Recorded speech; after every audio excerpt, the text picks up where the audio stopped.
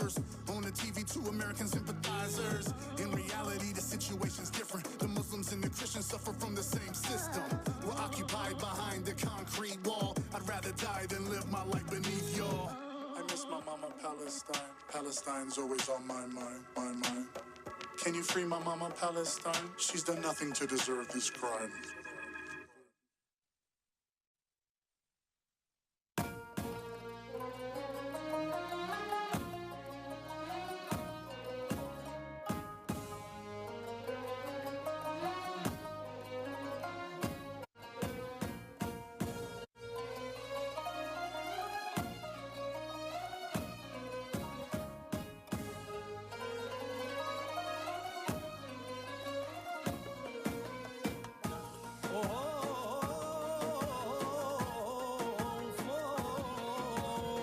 يا بنات بلادنا يا زاد عنادنا يا مد عروقنا وغنوة حصادنا نجوم الليالي والقمر العالي ردوا موالي لبنات بلادنا.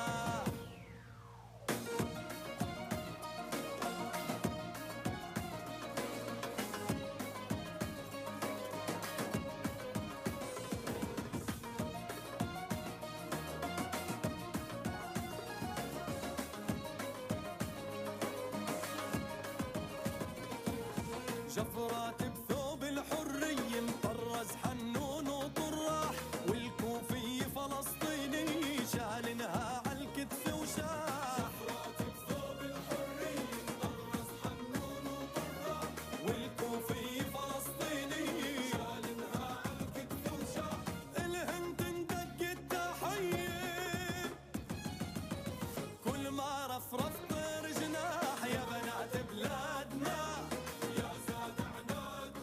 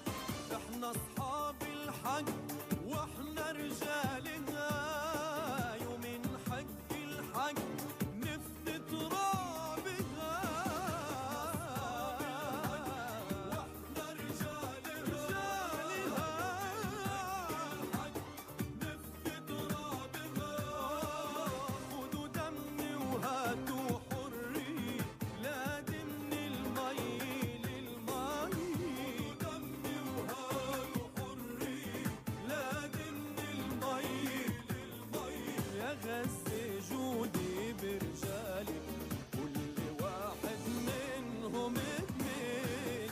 راسك هذا سلاحك، ارفع راسك، أصل الكرامة إنسان، ابن بلاد الشمس الحرة، بلاد الشمس الحرة، ابنك يا غزة ما ينهار.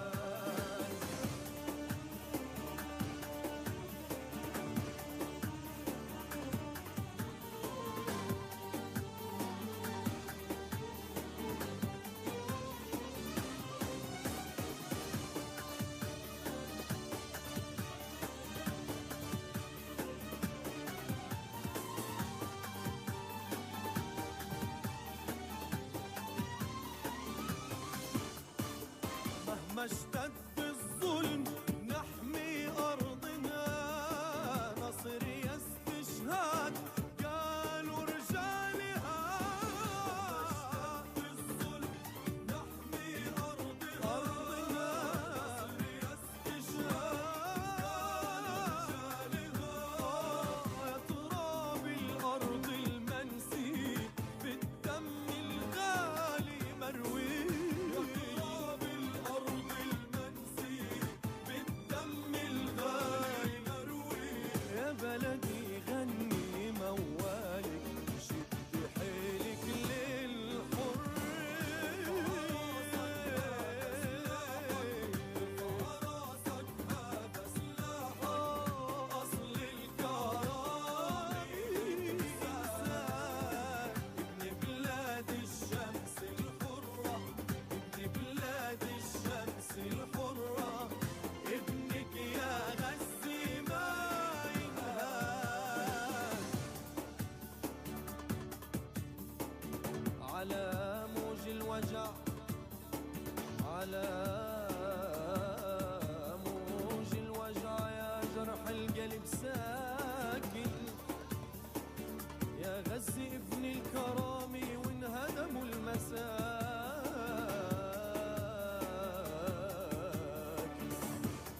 على موج الوجع يا جرح القلب ساكن، يا غزة ابن الكرامة وانهدموا المساكن.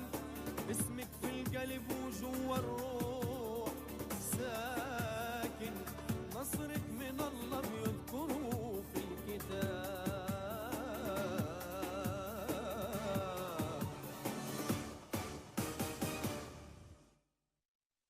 يا هلا والله برجالينا، يا سيوف العزة بمالينا، فرسان تتحدى العدا بقلوب صلب جبالينا. يا أرض، يا أرض ترابك عطر للدار،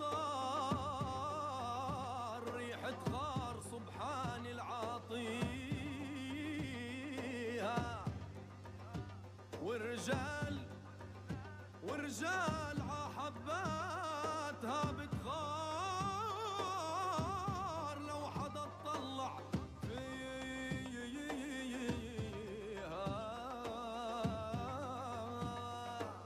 لك يا رب، يا رب مكتوب عنا صار، نحمي وطن بحجار وبحجار نبني.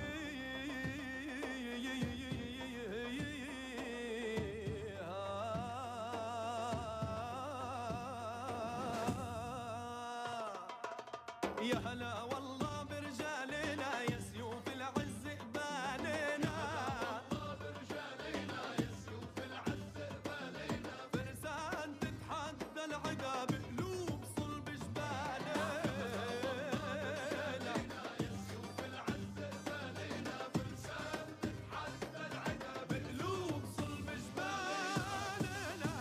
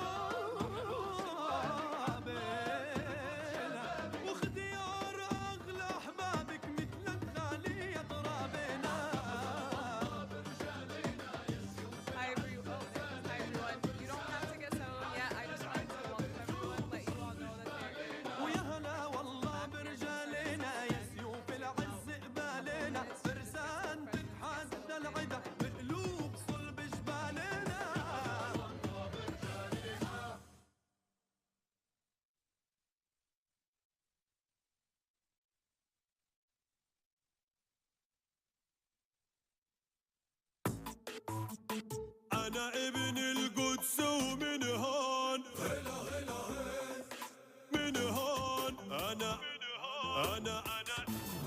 ابن القدس ومن هون مش متزحزح قاعد فيها اسمعني يا كل الكون لحن وعظمي منها وفيها أنا ابن القدس ومن هون مش متزحزح قاعد فيها اسمعني يا كل الكون لحن وعظمي منها وفيها والقدس الله حميها القدس الله حميها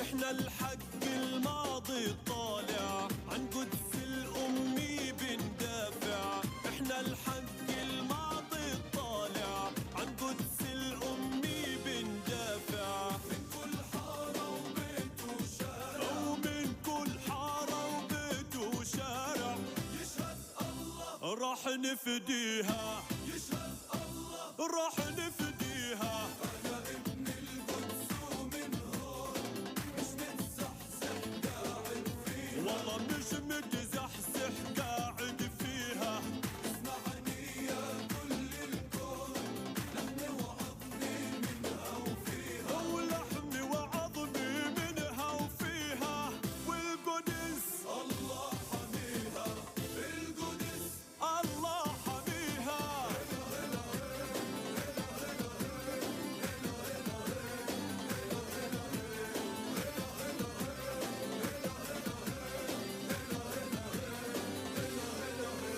ولو مهما بتمر سنين عبوابك نبقى صمدين لو مهما بتمر سنين عبوابك نبقى صمدين القدس قلب فلسطين والقدس قلب فلسطين والدم ما بيغلى عليها والدم لا ما يغلى عليها ابن القدس ومن هون مش متزحزح قاعد فيها أو مش متزحزح قاعد فيها اسمعني يا كل الكون لحن وعظمي منها وفيها أنا لحمي وعظمي منها وفيها والقدس الله حميها القدس الله حميها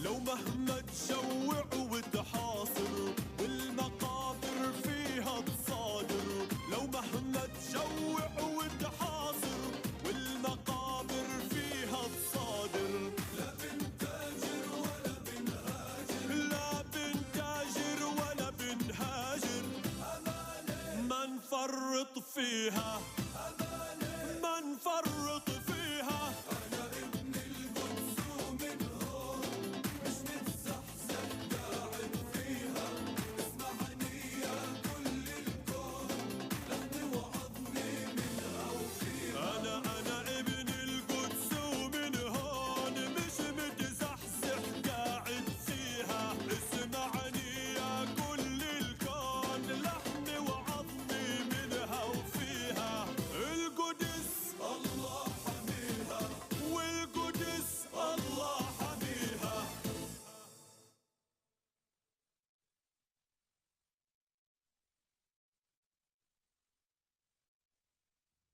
ميل يا غزيل يا غزيل ميل ميل يا غزيل يا غزيل ميل ميل لك ميولة قايل لك أيولة ميل لك ميولة قايل لك أيولة مسكك فنجان قهوة نغم لك دبولة مسكك فنجان قهوة نغم لك دبولة منك يا غزيل يا غزيل يا غزيل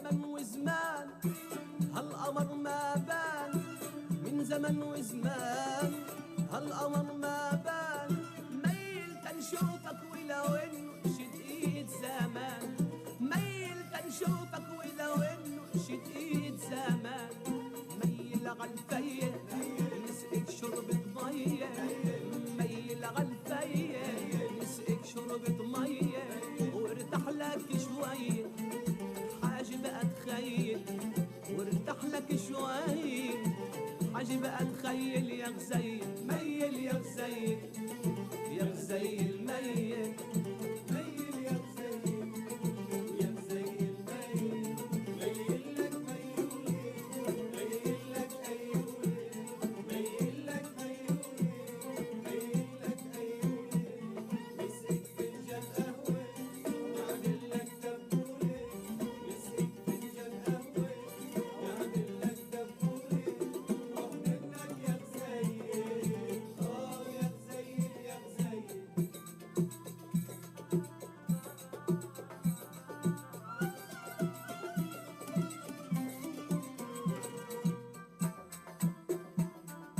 Hi everyone. So we're getting started in just a minute.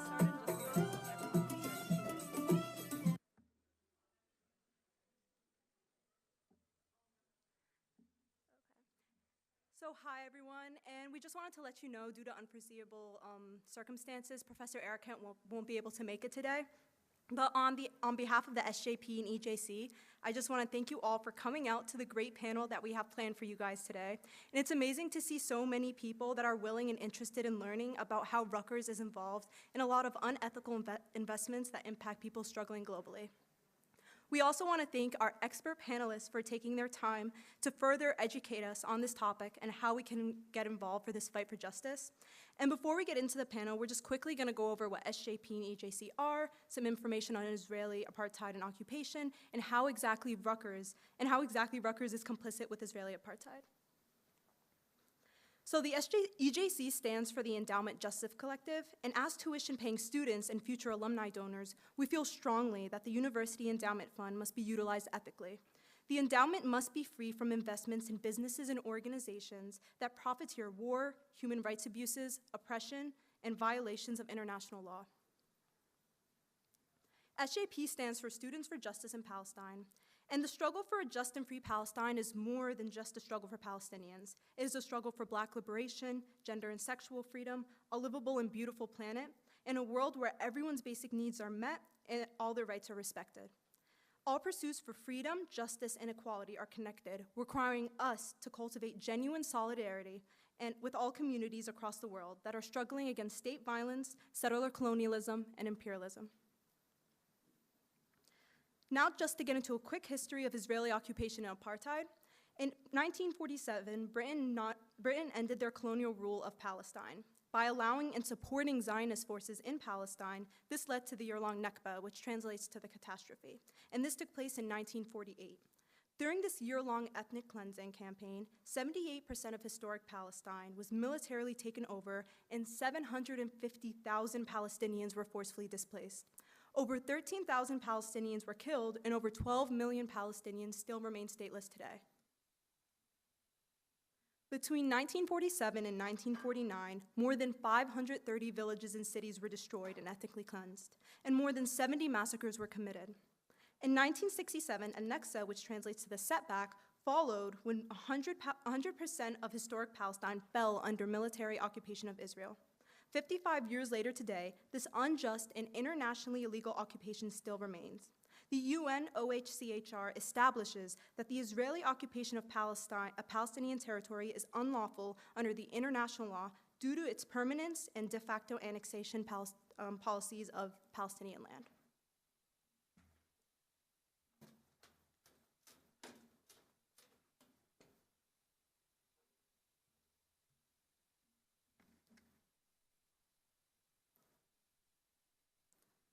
So now we're going to talk a little bit about apartheid.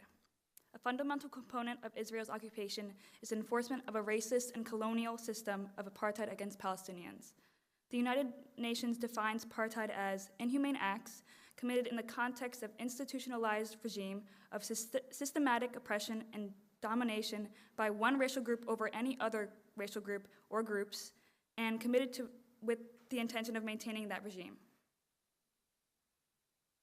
So the reality of apartheid for Palestinians.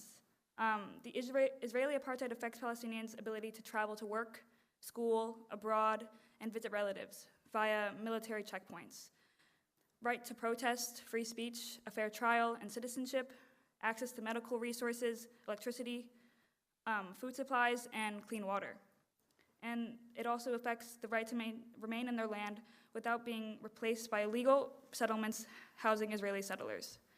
The Palestinian people effectively do not maintain control of their lands, their resources, or their lives under the inhumane, unjust, and suffocating apartheid policies of the occupation.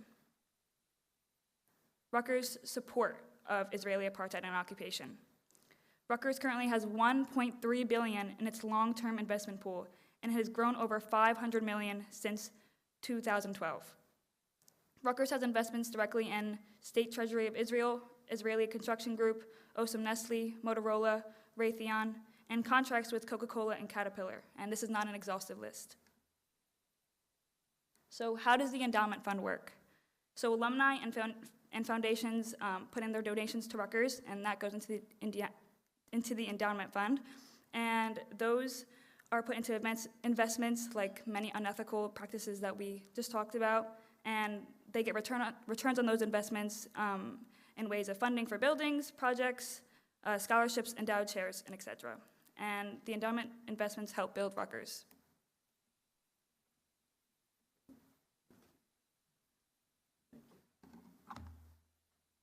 All right, so my bad, forgot the mic. So once again, we are the Endowment Justice Collective. We are a coalition of Rutgers-affiliated organizations advocating for an ethical future at Rutgers, where university funds are not invested in war, private prisons, and ethnic cleansing.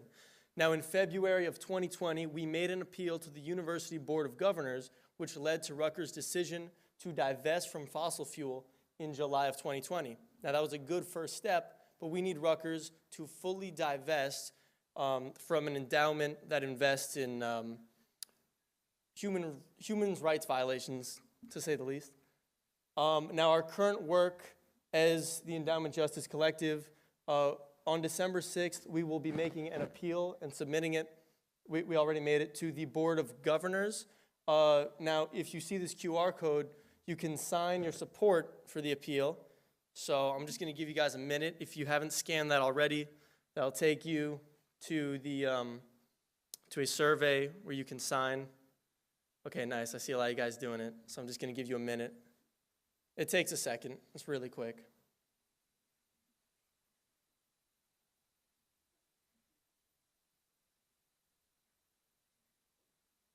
Okay. Also, keep an eye out for our social media to see how you can support our campaign for an ethical endowment fund. I'm not sure if all of you can see it at the bottom. There's our Instagram and our Twitter, SJP Rutgers NB. There's some premium content there. It's phenomenal. Okay, I'm going to be moving on now. Now, how else is Rutgers complicit in Israeli apartheid? In 2021, President Holloway signed on an agreement welcoming Tel Aviv University to house operations at the forthcoming Innovation and Technology Hub. Now, Tel Aviv University develops Israeli military philosophy and weaponry and oppresses Palestinians by holding hostage the body of 63 Palestinians killed by the Israeli military forces and will not return the bodies to their families for proper burial.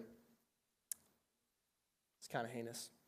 Now it's my pleasure to welcome the current Palestinian Education Director at the Palestinian American Community Center in New Jersey, Abir Sabah.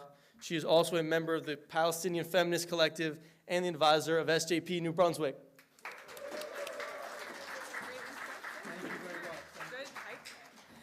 Hi, everyone.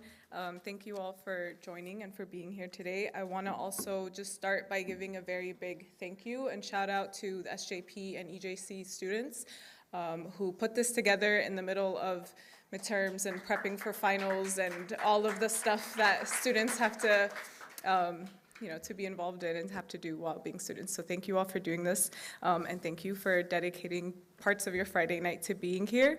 I'm going to get just right into it because we have a lot of really great panelists and we have a really good discussion. I just want to let you all know for a little bit about the format. So I'm going to invite up our panelists and introduce them.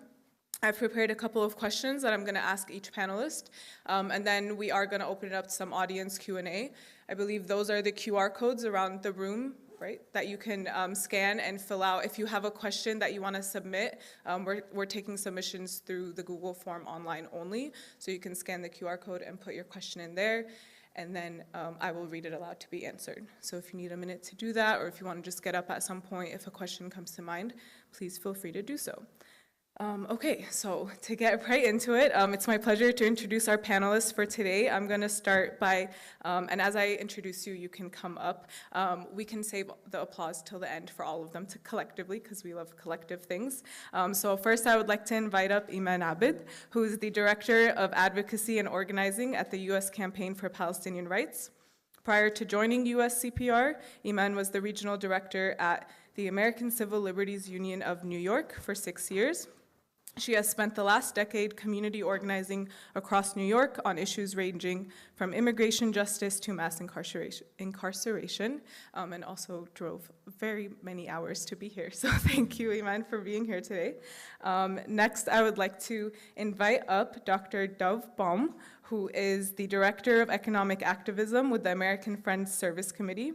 For the last 15 years, she has supported investor and activist initiatives on state violence and studied the occupation, incarceration, surveillance, and security industries in Israel and in the US.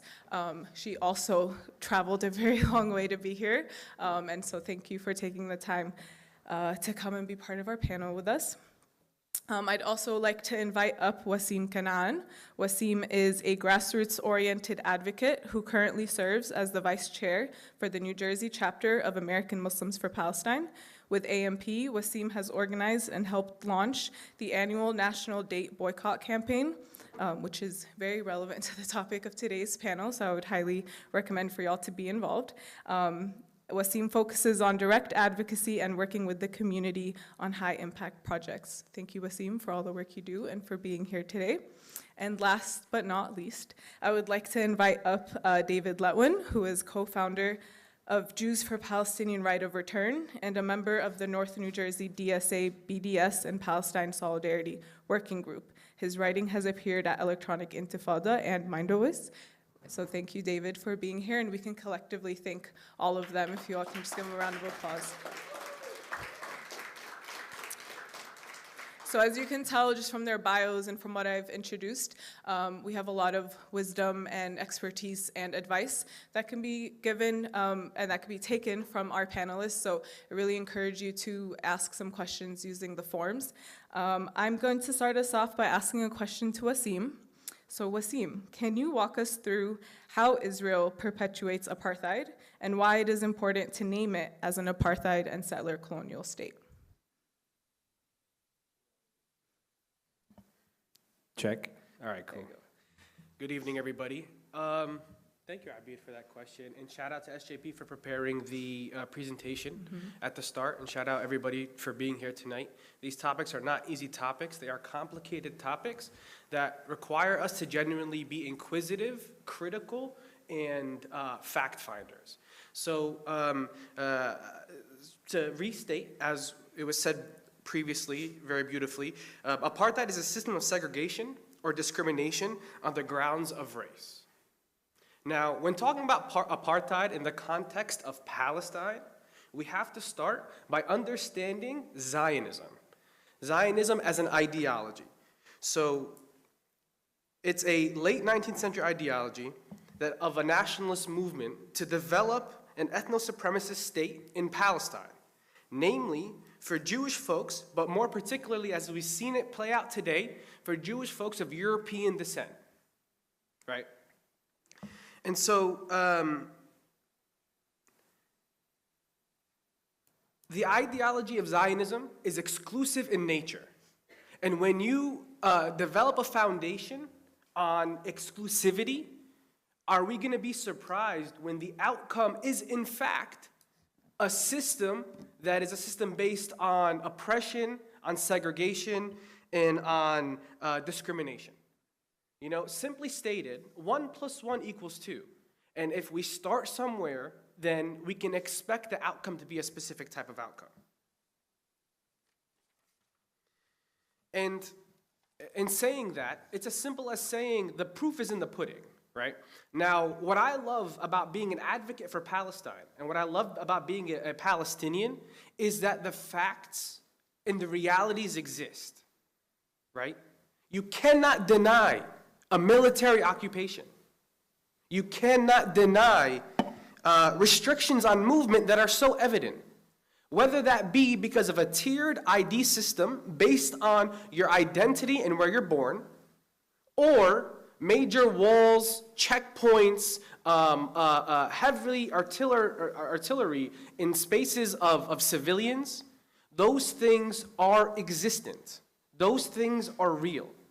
And the counter side, the opposition to our message, the opposition to the message of justice, liberation, tries to hide those things. And that's when we get greenwashing and pinkwashing and so on and so forth, right? Because it needs to be covered. But the truth is there. And I, for one, lean into that. And when we talk about apartheid, all we have to do is point to those realities. So in addition to restrictions of movement, what do we see? We see restrictions to water access and other basic freedoms. Water, unequivocally, is a human right, just as the right to have shelter, right? And the right to live in security. Water is, in fact, a human right. And now Israel controls all major water sources in the West Bank specifically. Now, what does that look like? It looks like the appropriation of resources in an oppressive way. So of the major aquifer, the West Bank aquifer, Israel sends 80% of the water collected in that aquifer annually to Israeli citizens, and the other 20 gets redirected back to Palestinians, right? So theft of resources and control of resources. It also looks like quotas on available water to Palestinians at a 30% rate less than what is recommended by the World Health Organization. So Palestinians are allocated per individual, per capita, 30% less than what is recommended by the World Health Organization because of the way that Israel appropriates water and controls the water resources in the area. It also looks like obstruction of Palestinian development and destruction of existing infrastructure, existing water infrastructure. And there was, back in 2011, Israel demolished approximately 89 various pieces of water infrastructure across the West Bank so that they can control water and water allocation in the region. I mentioned the tiered ID system, or the tiered system based on your identity number 1 and 2, where you were born. So it looks like restrictions on movement, restrictions on access to resources, and it looks like standard legal policy, like ID cards. Also, like 50 laws on the books in Israel, over 50 laws, explicitly discriminating against Palestinians. Like there's a law in 48 Palestine, in what's recognized as Israel today, that in particular regions can be deemed Jewish only, so not for Palestinians. So that is discrimination against Palestinians in 48 Palestine, historic Palestine. For Palestinians in the West Bank, what that looks like is segregated bus lines, segregated roads, based on your identity, which is tailored to what? Serving illegal Zionist settlements in the West Bank, right? They want exclusive access. And by having, in order to dictate exclusive access, the means of access needs to be exclusive also, right? And then, unfortunately, Gaza, the worst situation of all, where it is a open-air prison where people are not allowed to leave or enter and are forced to deal with decades of trauma and destruction, and then subsequent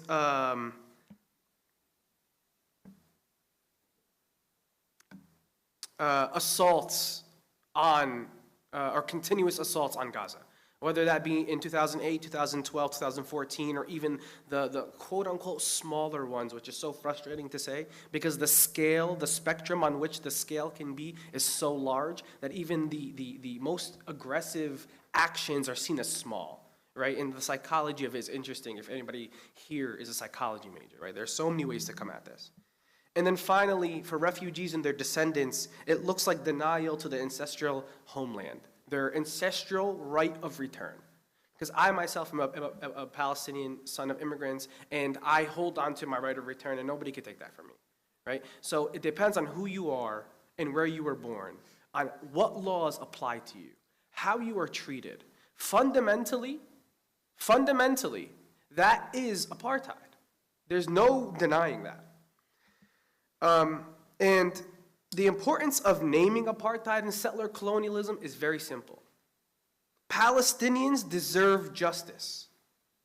We are entitled to live in health and prosperity. And to name apartheid isn't only to be, to name it, but also to speak for Palestinians. So by naming apartheid and settler colonialism and acknowledging it, we're speaking for Palestinians. And that is why it needs to be named first and foremost. And in saying that, we know what settler colonialism, late-stage settler colonialism looks like. You know, we'd be remiss if we'd be sitting here talking about Zionism and settler colonialism and not acknowledging that we are on the land of native peoples, that we are on the land of the Lenape people.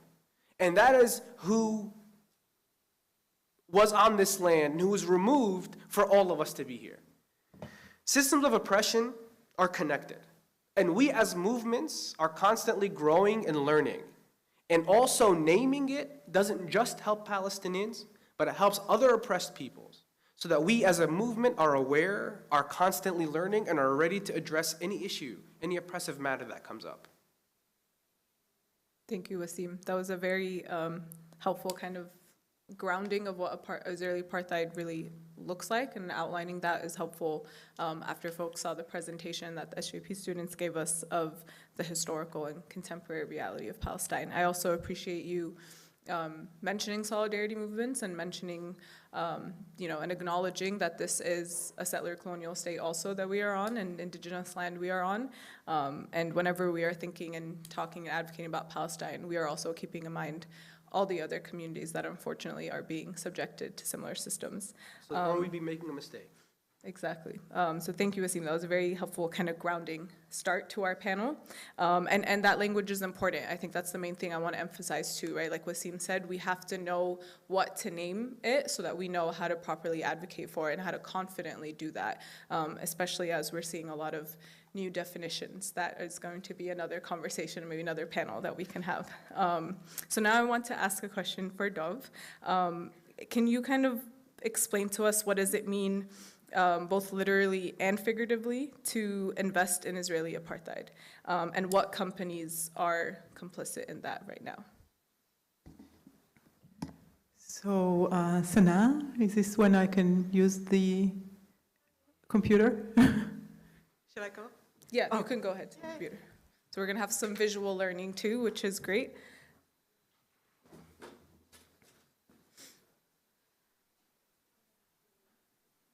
Hello? Thank you so much. Yeah, I get to see you from down here. So, 2007, I was active with the anti-occupation movement in what is called Israel. And I was part of an organization called the Coalition of Women for Peace. And we were trying to respond to the call of Palestinian civil society for boycott, divestment, and sanctions. And it was kind of complicated because we were an Israeli organization. How can we boycott ourselves? And one of the first steps that we have identified is maybe we should look at corporations. We all agreed that corporations were stabilizing the occupation, the apartheid, the settler colonialism, that we as activists on the ground needed to know which corporations were involved so we can maybe try and move them. So this is when we started our research into who profits from the occupation. And that group has become an independent research center. You should check it out. It's called whoprofits.org, Who Profits from the Occupation. This is the foremost expert organization that exposes these companies. It is led by young Palestinian women inside 48 that work, I think they are very, very courageous. They work in very difficult conditions. And there isn't any other reliable source of information on the web. There is a lot of stupid information. But if you want good information, this is where you go. When I moved to the US about 10 years ago, I started working with the Good Quakers in the American Friends Service Committee. And we published this website, investigate.info. Check it out. And let me show you some of the things you can do here. We use the information from Who Profits and we expand on it. We try and look into companies involved in specific human rights violations as part of the occupation of the West Bank, Gaza, Golan Heights. But also into companies that are involved in mass incarceration here in the US, or in the detention of immigrants, or in the militarization of the US-Mexico border, or in surveillance, ICE surveillance across the country. So we're trying to make these connections because these are some of the same technologies, these are some of the same corporations. We've also expanded it to look at the military-industrial complex. So if you want some of the definitions, you can look here. The settlement industry, Israeli settlements in the West Bank are illegal by international law, so companies that build them or promote them or sustain them are actively breaking international law. Exploitation of natural resources, I think Wasim discussed some of it with water, but there is a lot more. Anything that can be stolen is stolen. Palestine does not have diamonds, but it has water and it has aggregates and it has land and it has sun. Even the sun is stolen for solar energy fields.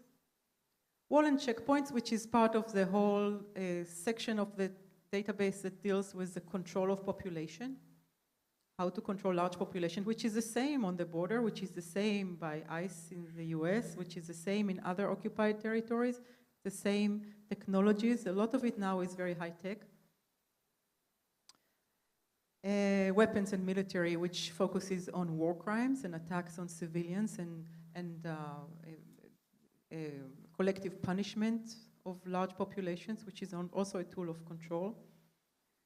And finally, we've added discrimination, because we're talking about apartheid. So discrimination in the map of services that the company provides. They would provide their services to Israeli settlers, but not to their Palestinian neighbors.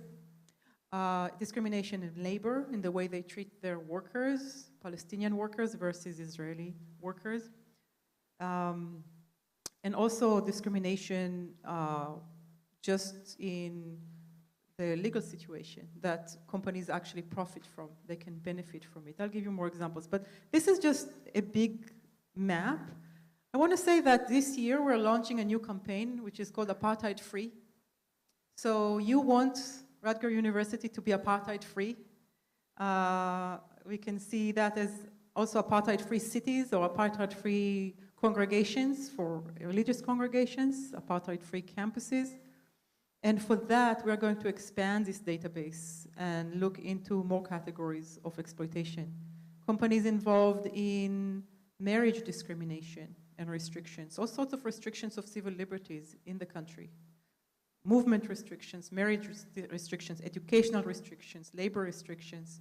All of these restrictions, it doesn't matter if it's in 48 or in the occupied territory, all of them.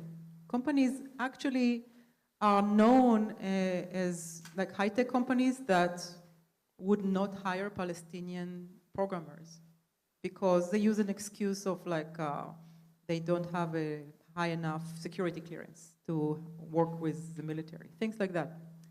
So we will expand this, but for now, you can use this database to look for a specific company if you want, IBM. So Wasim mentioned the ID system, which is the basis of all apartheid systems. You need to be able to tell people apart. In South Africa, there was a huge campaign against Polaroid.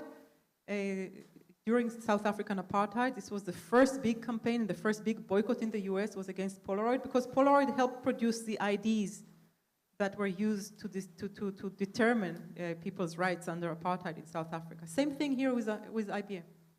IBM is actually managing the Israeli population registry, which is tiered, which is stratified by religion and by nationality. Everybody is required to carry an ID. These IDs are produced through that system. It also controls the people in Gaza, because the Gaza population registry is also managed by Israel. It's all part of the same database, IBM. So this is just one example. I'll give you just one more example. You can look for a mutual fund here. And let me put the infamous Vanguard. Vanguard. I think I wrote it correctly. These are the mutual funds that are run by Vanguard. And in fact, Rutgers is invested in 3 of them, as far as we know, as of last year. And if we look for one of them that they are invested in, where is it? I just looked at it with some of the students earlier today.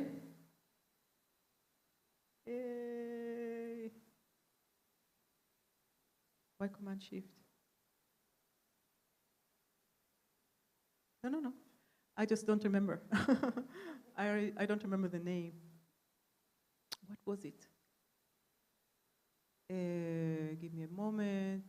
If any of you were in the meeting this afternoon, you should remember the name of that fund. Vinix. Where is Vinix? Can you see Vinix? VI. VI comes after VA.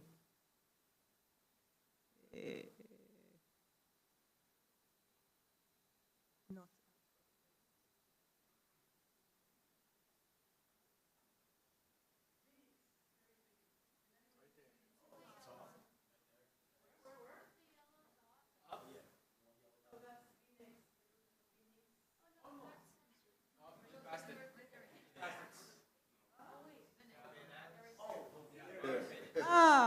Here it is, Vinix.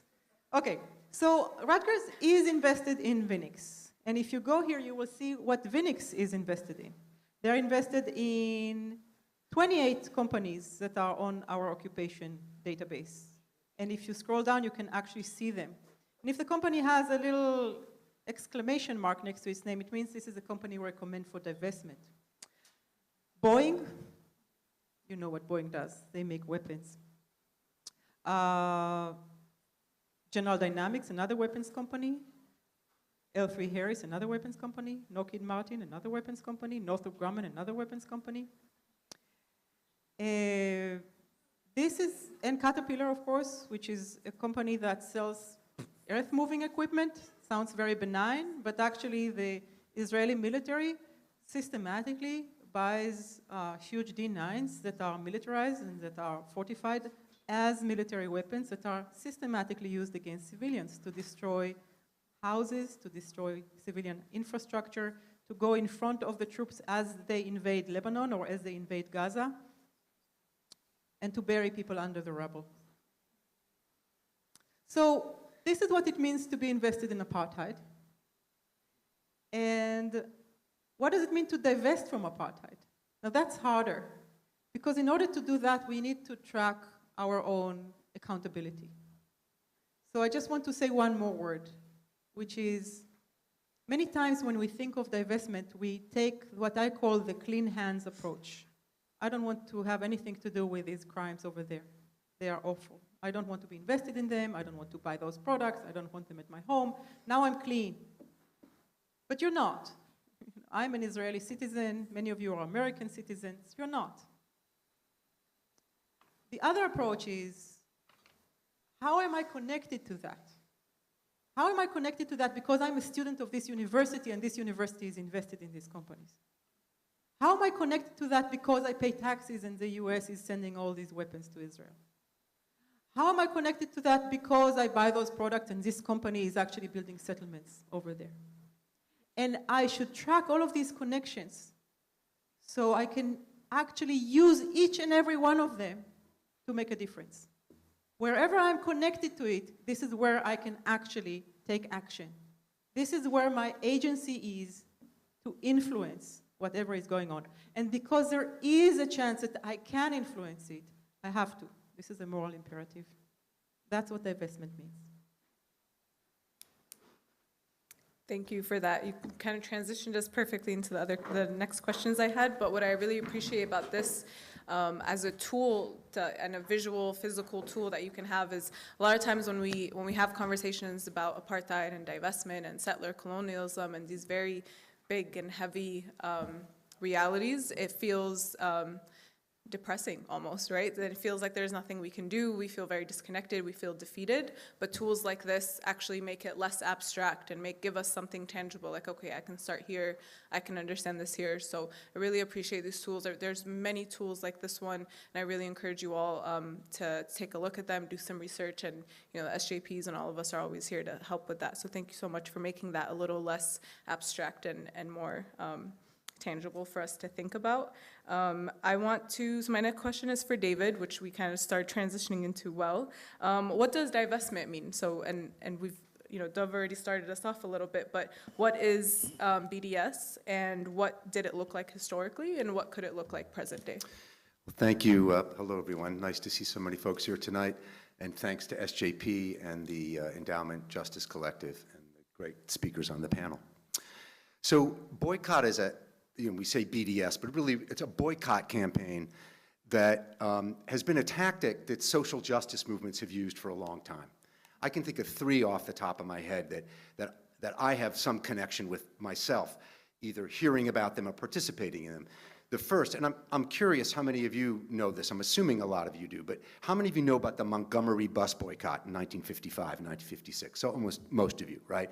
The idea there was in the Jim Crow South, there was a bus company that forced black folks to sit at the back of the bus, and there was a boycott campaign in 1955, 1956, to tell people do not ride that bus company until they stop what they're doing.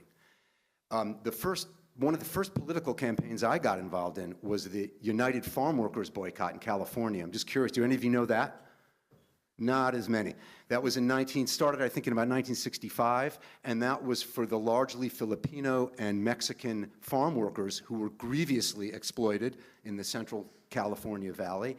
And that focused on 2 things you were not supposed to buy: green table grapes and iceberg lettuce. And I got to tell you, until I was about 46, I could not eat a grape or iceberg lettuce because it was so burned in my mind we weren't supposed to eat those things, right?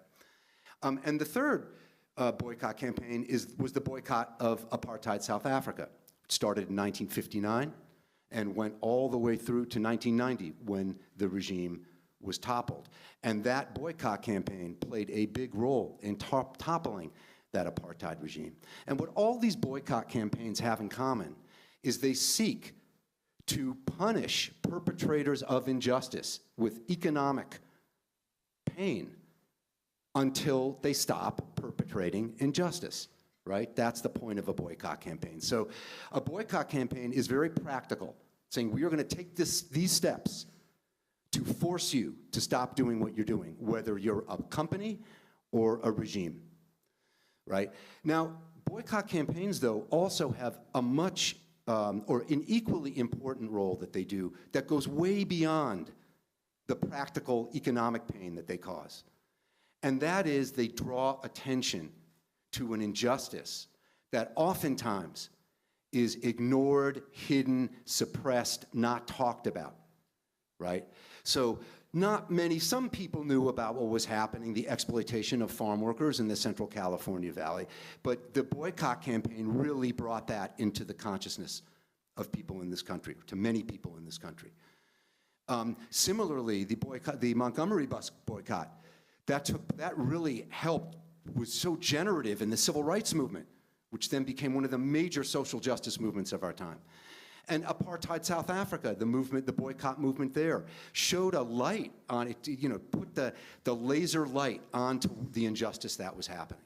And the same thing is happening with the BDS campaign against the apartheid Israeli regime. Now, when I was your guys' age, when I was growing up, most people in this country could say, and honestly say, they did not know a lot about what was going on in Palestine. Why? Because the mainstream media and the mainstream political spaces didn't talk about it. It was never discussed. And to the degree it was discussed, it was always told from the point of view that there's this innocent country called Israel, and they're surrounded by all these people. It was framed in what we would now call blatantly racist terminology, right? They're surrounded by all these angry, hostile Arab people who just hate Jews, right? That was what we were told growing up. No one ever asked, why are they resisting you? Why would that be happening? What are you doing to them that is making them resist you? That was never discussed. And two things happened that really changed that. The first, and you guys will relate to this, was the explosion of digital technology and social media, right?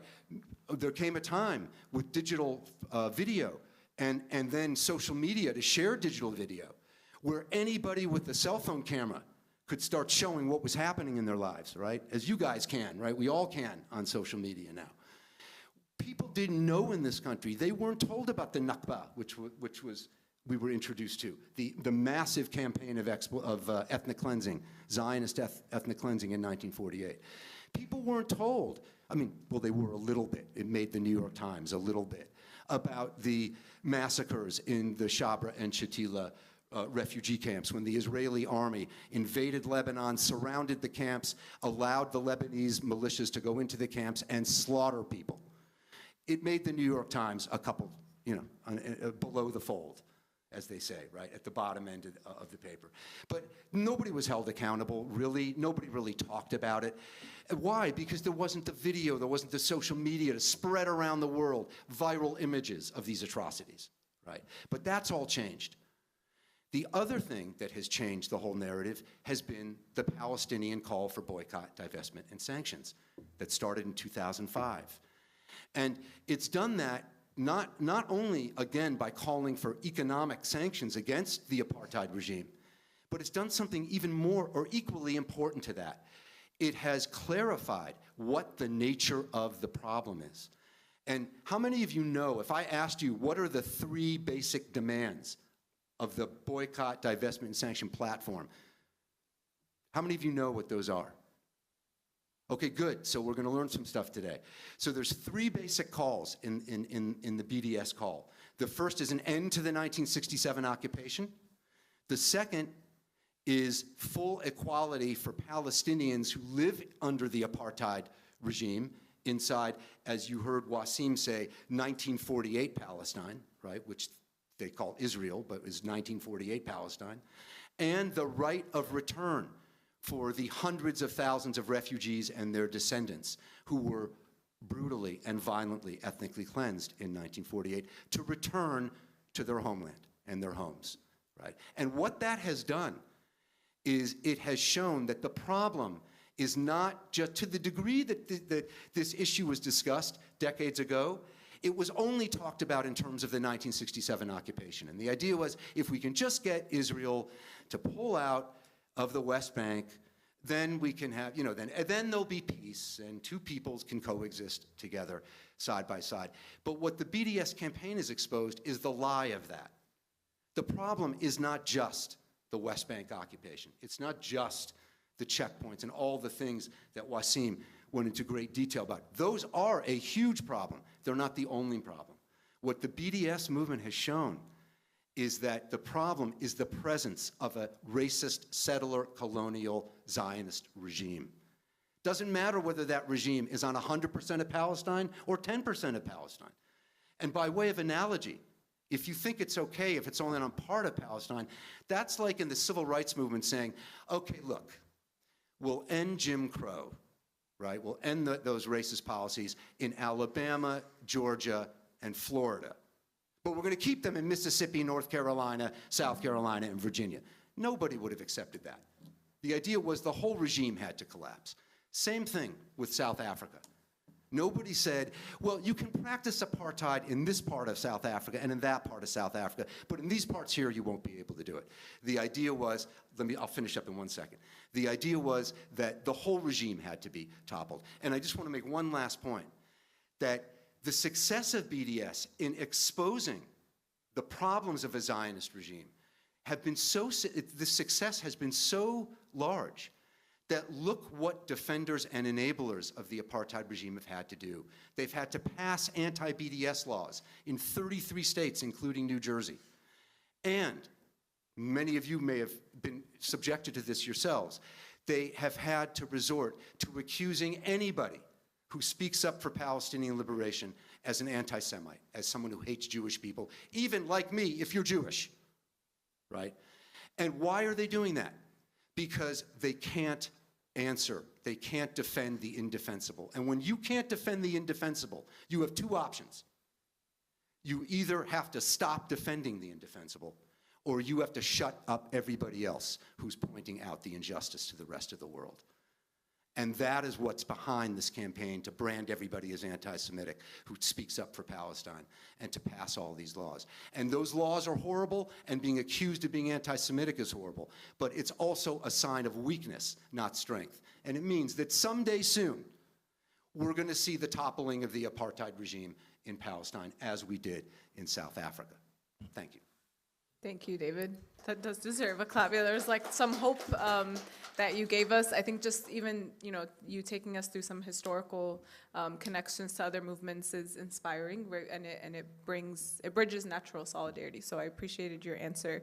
And it also kind of, again, makes divestment feel like something that isn't too far out, but is something that actually, that we know, right, as you said, is working and will get us to a free Palestine. I went over my time. I apologize. It's okay. There's so much good stuff to say, so it's fine. I have a question for Iman. Iman, can you tell us some of the different strategies, either on a university or legislative level, to push divestment campaigns? And USCPR does such great work, so can you share some examples of USCPR campaigns that are relevant here? All right, I think it's on.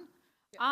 So I do need to start off by saying, I do think that this turnout is absolutely phenomenal. I come from a university I graduated in, I hate to admit, about 8 years ago, where no one would have ever showed up to an event like this. There was no SJP chapter. There was no Palestinian presence aside from maybe myself and one other person. And so for you all to show up despite Zionist backlash, despite the fear of being blacklisted, despite the fear of any sort of oppressive structure that might be put up against you, just shows and proves your resilience and strength. And I'm literally looking around, and y'all are so young, and y'all are so strong, and I'm so amazed just by everything that's been pushed out here, and to be here on a Friday night. So I appreciate that, y'all. Thanks for showing up here. And I think that one thing that I want to start off by saying is that we at USCPR are consistently trying to work with folks on the ground. So we really are always consistently looking to learn from folks like you. I think that one thing that we try to do as a national nonprofit is step in as someone who does have national resources to really uplift those local campaigns. So a campaign like this one is definitely something that we would really work hard to try to uplift, to try to bring attention to try to encourage folks to tend to in any way possible so that we can get your resolution passed. And we do need to move beyond the fossil fuel divestment, right? We don't want this university just doing what's cool, what's important to them. We're not just here to stand up on climate change and not stand up against prison systems, mass incarceration, illegal occupation. We're here to do it all, and I think that you guys are all so committed to that, and so I want to shout out all of you for doing that and participating in it. And you really are standing on the shoulders of giants. There are so many universities who have stood up and done this, right? You see this to the day. I mean, let's even point out the Harvard Crimson editorial board putting out their article on BDS and all the backlash that they got this past year, and yet they still move forward on it, and we saw that. I think that even going back all the way to 2016, you had Manchester University, you had Portland State University, Evergreen State, University of California pushing for those divestment policies and getting things passed. Now, I do apologize. I may list off some things that may have been overturned, but I do think it's also really important to recognize that there has been a time dating back to even, 8 years ago at this point, 7 to 8 years ago at this point, where folks really stood up and decided that this was important to them, that this was something that was possible. You have people at Tufts University who in April of 2017 passed a resolution that included companies like G4S, HP, Elbit Systems, many of the systems and companies that you saw here today in the database.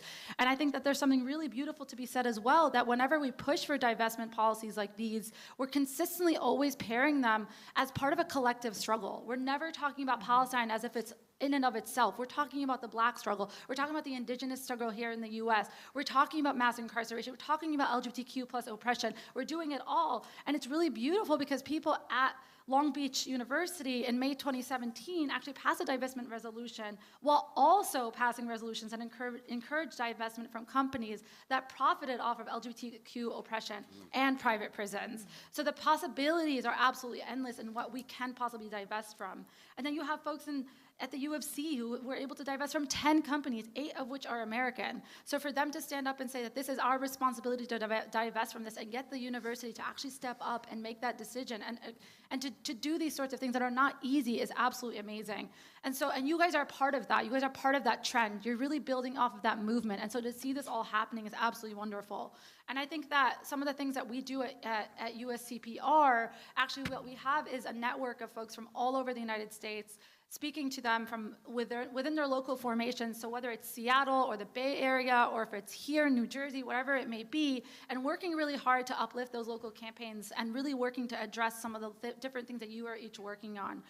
So we'd love to have each of you as part of that network and continue a part of it. Actually, I think some of you here are a part of that network, so I just really appreciate that support and coming to us and really trusting in us to do that work.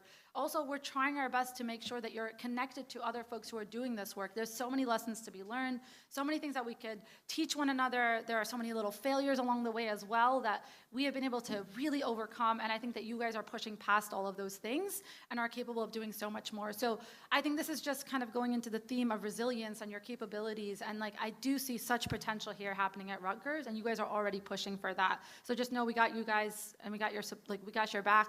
We're here to support all of you, and we really want to push forward. So I think that those are just some of the things that we've seen, and we want to really continue helping support you all in.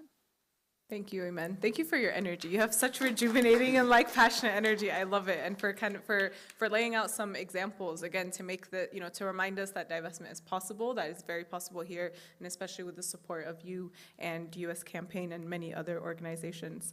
I have one more question for each panelist, and then I am conscious of time, so if we can try to keep these answers within the time frame, just so we have enough time for the Q&A. I want to take a question back to David.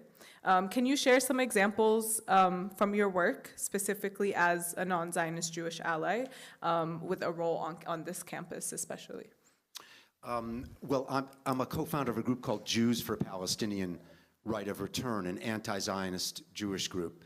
And let's see, we try as much as possible to center the voices of Palestinians in their liberation struggle for themselves. One of the things we've done, this is really campus related, but we do a poster campaign on our website and on the web, and we try to feature Palestinians talking about Palestinian liberation. And so we try, even though we call ourselves Jews for Palestinian Right of Return, we do that mainly so that we can help push back against the idea that this is a struggle between Palestinians and Jewish people. It's not. It's a struggle between Zionism and settler colonialism and Jewish people. So we try to do that. On campuses here, I've been involved in a couple of events here going back 11 or 12 years. I don't know how many, maybe even our panelists may know, but in 2011, there was an event on campus that the Hillel House came to and tried to disrupt, and lied and claimed that Jewish people were not being allowed into this event, which was a complete fiction. They went to the Department of Education, which investigated Rutgers University, found the university completely innocent of having sponsored any anti-Semitic event. This was 11 years ago, and then a couple of years ago, under Donald Trump, his Attorney General reopened the case to try to prove that Rutgers had acted in an anti-Semitic way, and of course, it was completely rejected. So we've tried to participate as much as possible in solidarity actions with campus students, particularly those featuring Palestinian voices. Nice. Thank you, David, for that, and for all of your work also in solidarity and support. Wasim, can you tell us where the law, specifically in New Jersey, but also nationally, stands on divestment? Are anti-BDS laws or fear-mongering campaigns legal? Yeah. I know you like this question. Yeah. So the way they try, is everybody here familiar with the term lawfare?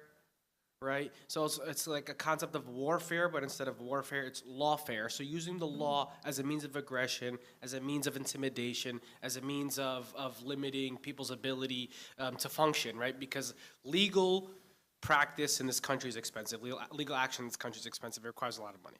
So that's exactly what it is, right? So like I said, the realities in the truth lie with us in our movement, right? And so when we look at the way anti-BDS legislation is used across the country, it's largely, in my opinion, very symbolic. Symbolic, and then in ways that it's not symbolic, we've seen it fail, and I'll touch on that in a moment.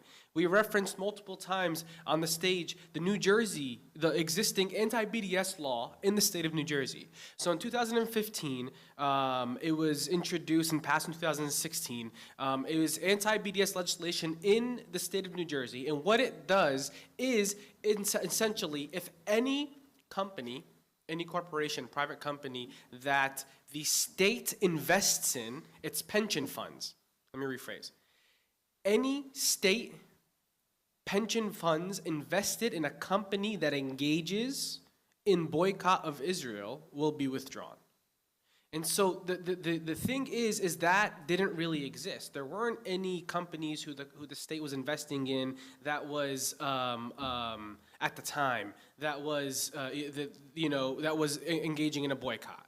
Right, we've seen Ben & Jerry's is now an issue being discussed, and it's an issue that's kind of playing out. In the state, advocates in the state have been looking for the perfect, I'm trying to think outside of legal terms, aggrieved party, looking for somebody who was hurt by this law so they can sue and get the law overturned. Laws like this one and laws that are like allegiance, essentially a lot of Texas, for example, and Maryland passed laws that ultimately, like, if you hold a certain position, like in Texas as a teacher, we saw with Bahia, if you are a teacher, as a part of your employment, you have to sign a statement saying, I won't engage in boycotts of Israel, or I won't do 1, 2, 3 against Israel. Those we've seen lose in court. So if we talk about legality of a law, ironically, it's a bit of a challenging concept. It comes down to if something is passed as a law, if a bill is passed as a law, then it would have to be challenged in court, right? We have the idea of the multiple branches in our government, the checks and balances, right? So in the state of New Jersey, there is no law that exists that would affect students in this, gathering in Rutgers, the EJC and SJP and other folks from engaging in divestment or getting the university to divest from Israel. So that's the good news, right?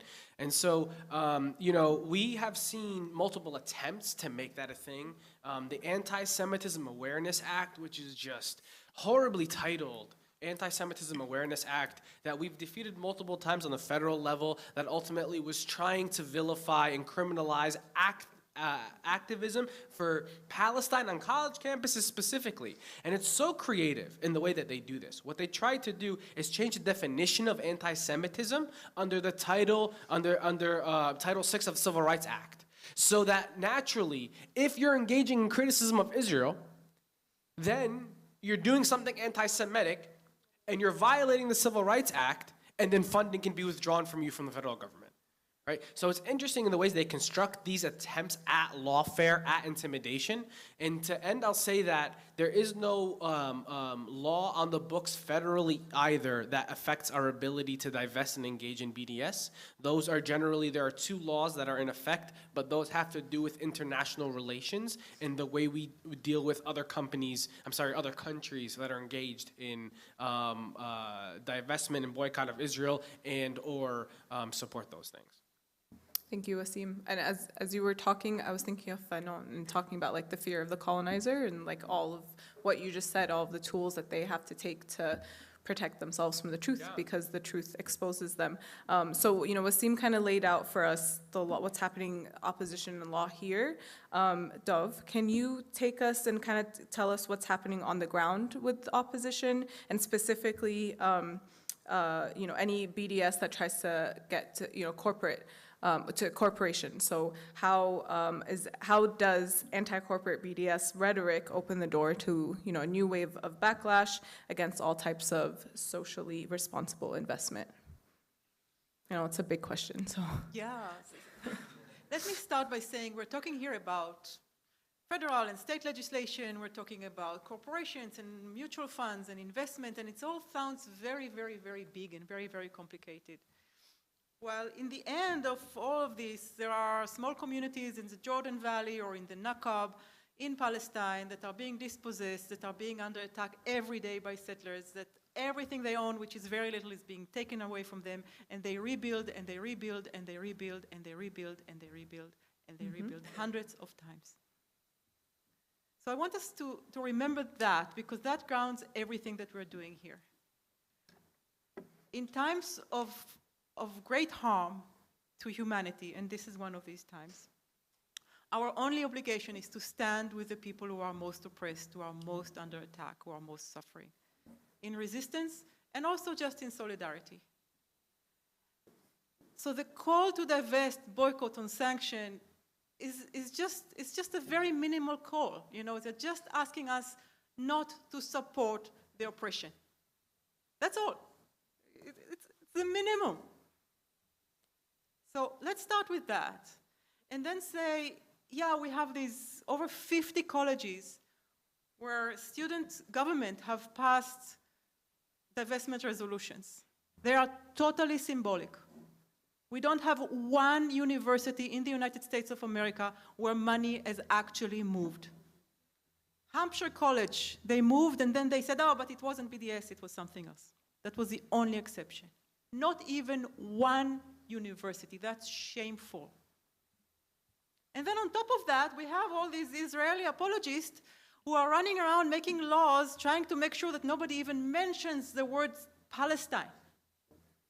That's what we're talking about. They can call it anti-BDS, but it is not about BDS. None of these laws are about BDS. They are empty. They are there only to intimidate anyone who wants to speak about Palestine. That's what they're there for.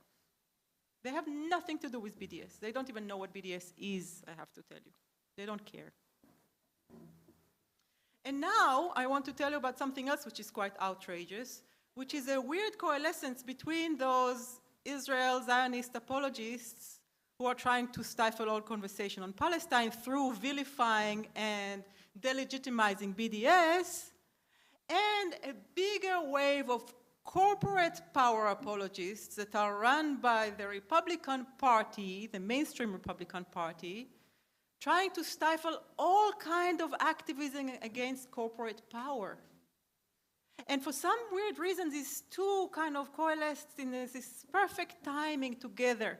Just like they learn about new weaponry and new technologies of control and surveillance from practicing it on Palestinians in the occupied territories, and new ideologies. They also learn about new ways to stifle free speech in the US by first trying it against Palestine activists. So we see how in Texas and two other states there are laws that are identical to anti-BDS legislation that are trying to get the state to divest from anyone who divests from fossil fuel companies or from energy companies. Same laws exactly.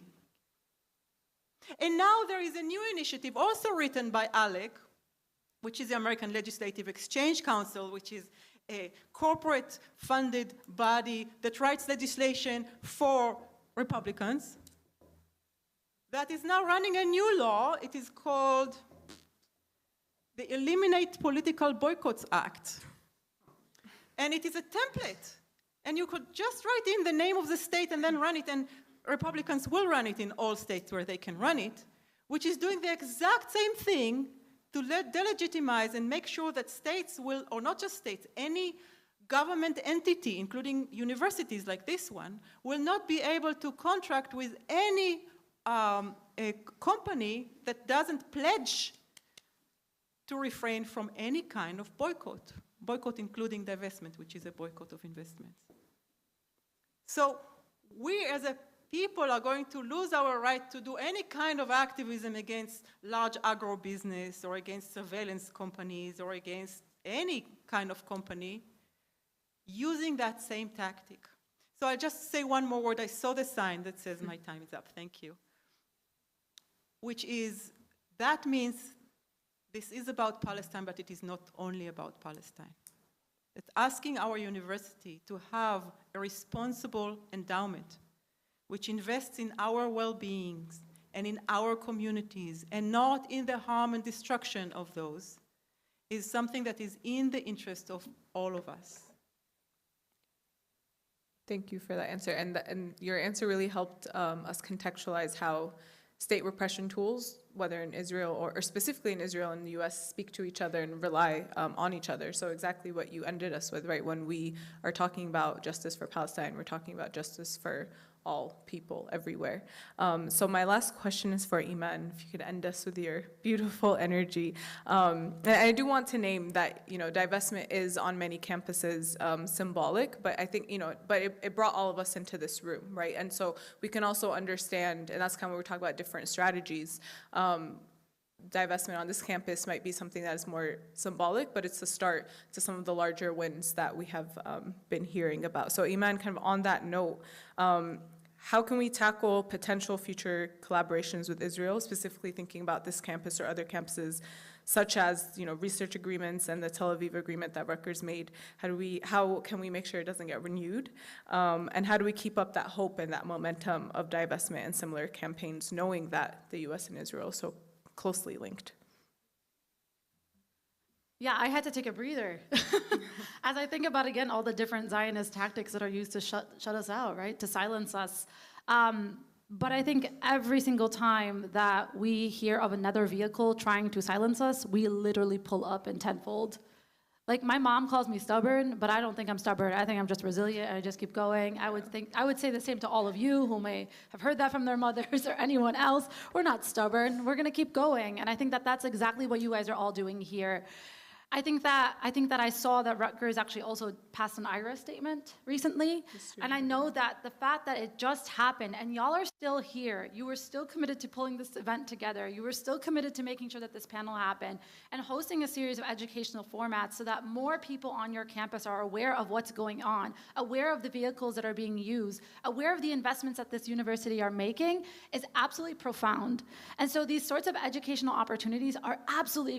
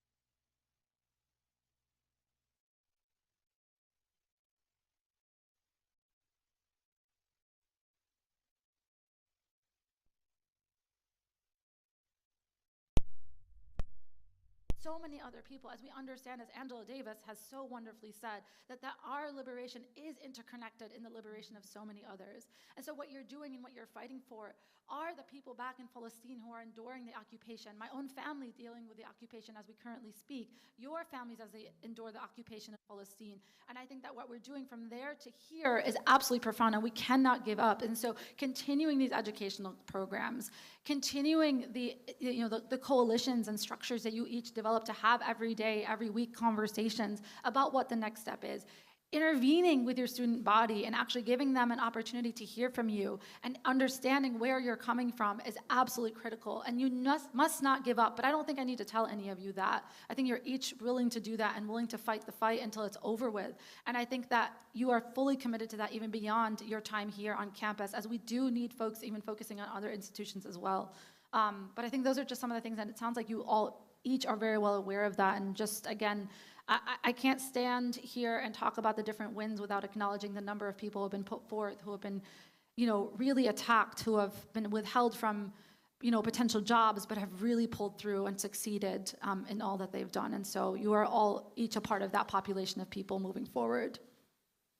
Thank you, Iman, for that. That was a beautiful way to end. If you all can help me thank all of our panelists for their great answers and for their motivation and energy in being here. I know that we have a couple audience questions, so I'm going to transition us into those. And again, if you all have any other questions, if we have time for all of them, you can use that QR code to submit them. So our first question is for Wasim, but if anyone else would like to answer after, please feel free to.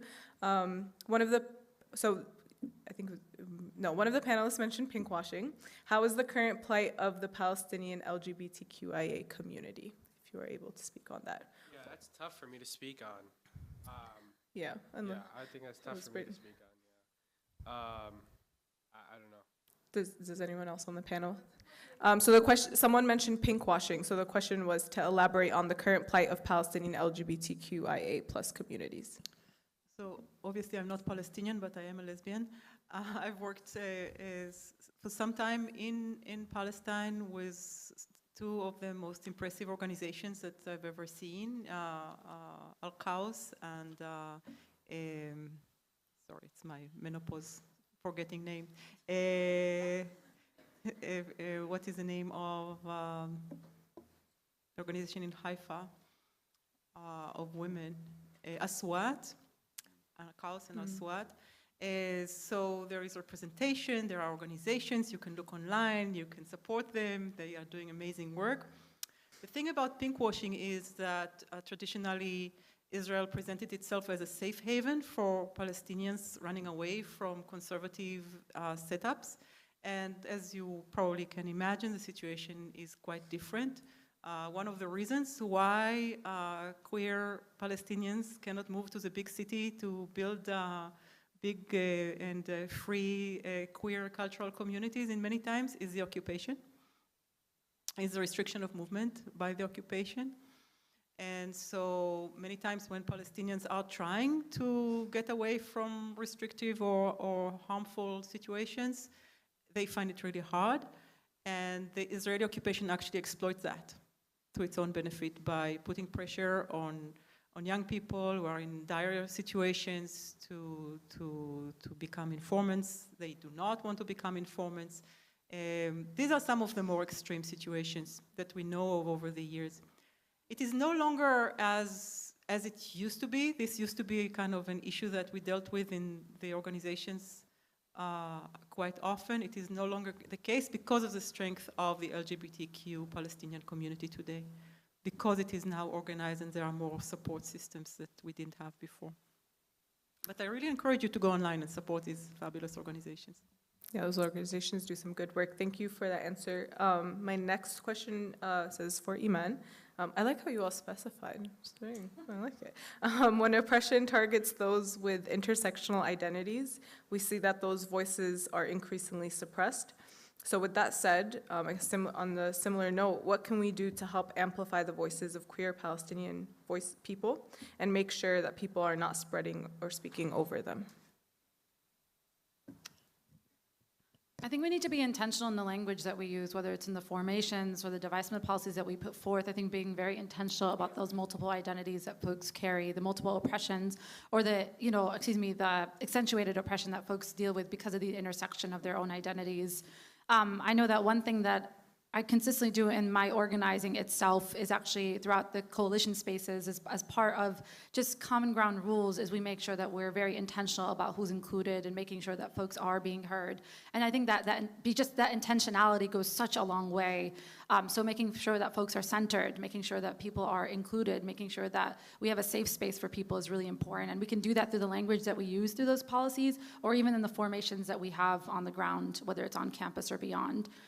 So that would be my simple answer to that question.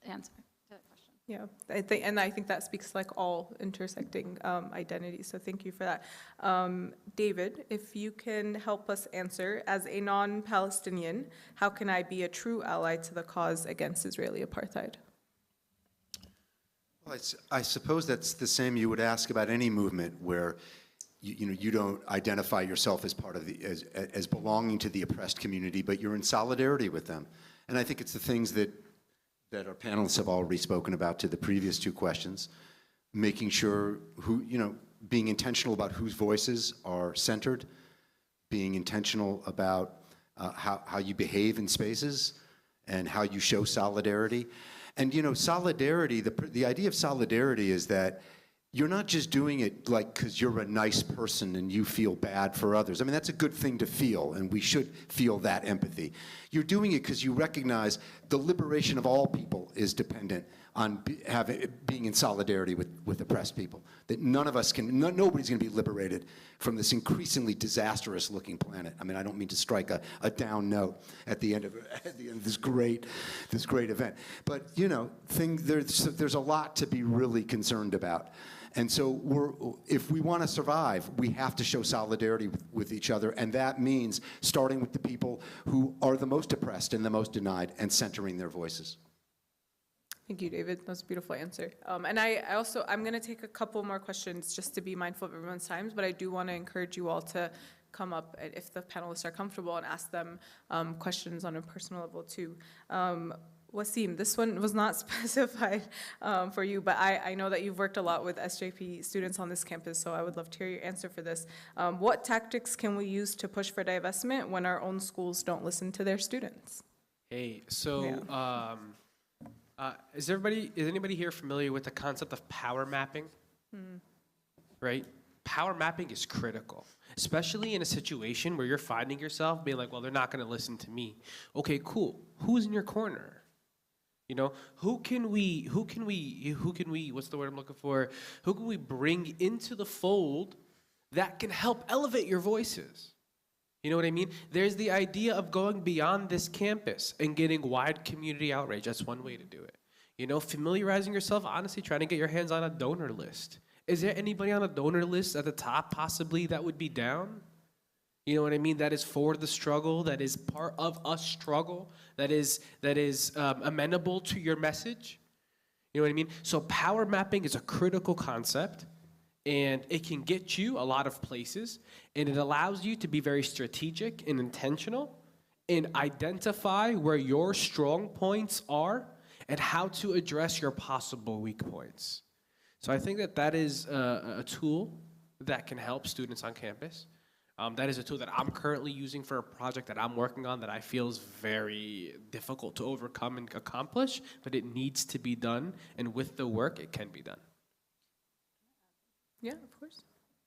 So I think many of you are probably familiar with Shireen Abu Akleh, and she passed away, she was murdered by Israel a little over 6 months ago now.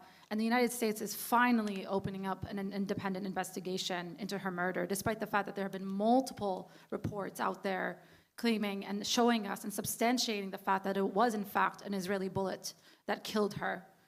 And I remember when Lina Abu Akleh, her, I believe it's her cousin or niece, who came to the United States, wasn't given an answer shortly after her murder and still decided that she was going to do a tour and meet with delegates week after week after week, demanding that someone open up an investigation and substantiate what we all already knew.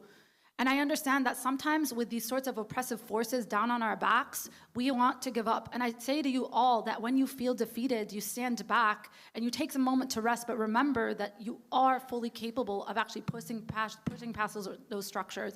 And I mentioned Shireen because here we are, we're dealing with the murder of a journalist, a world-renowned journalist, and no one wanted to open up an investigation on her and her murder, and it happened. Now, I don't necessarily know how far that investigation will go, but we know that it finally happened.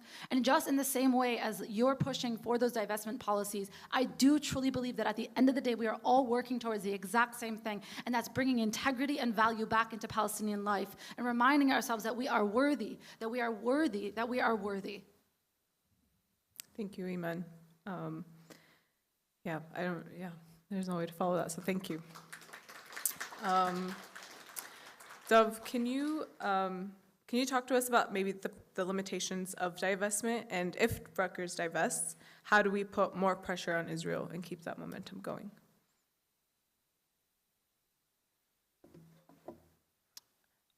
I would say the opposite. I would say that we said earlier it's only symbolic, but I want to say it is symbolic. So even if in the next couple of years we don't get Rutgers to divest, but we do get a lot of the people on campus to know what it is invested in.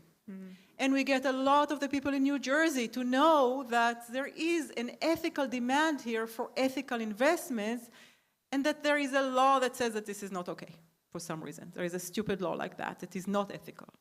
If we get more people across the country to take up the same fabulous research that you guys are doing and the same information packets that you're creating and present it to their school administration, this is something that many people in power and organizations in power notice.